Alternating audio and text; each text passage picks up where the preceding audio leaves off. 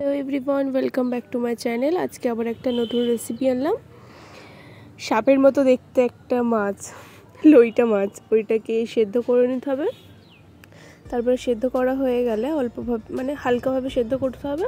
তারপরে একটাই যেহেতু কাঁটা, ওটাকে বেছে নিতে হবে। বাছা হয়ে গেলে তারপর এর মধ্যে দিয়ে দিতে হবে পেঁয়াজ কুচি, লঙ্কা কুচি, আদা রসুন বাটা, নুন, জিরে মরিচের গুঁড়ো, ধনে গুঁড়ো, হলুদ গুঁড়ো, এবারে দিয়ে ওইগুলোকে মেখে নিতে হবে। তারপরে দিতে হবে কর্নফ্লাওয়ার, চালের গুঁড়ো আর অল্প সামান্য ময়দা, ওটাকে মেখে নিতে হবে।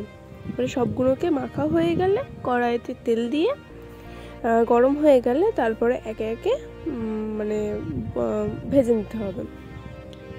ভাজা হয়ে গেলে গরম গরম খেয়ে দেখবেন বা শুধু শুধু খেয়ে দেখবেন, খুবই টেস্টি লাগবে। খুবই। কেমন হয়েছে রান্নাটা কমেন্টে জানাবেন। আর দেখার জন্য ধন্যবাদ সবাইকে।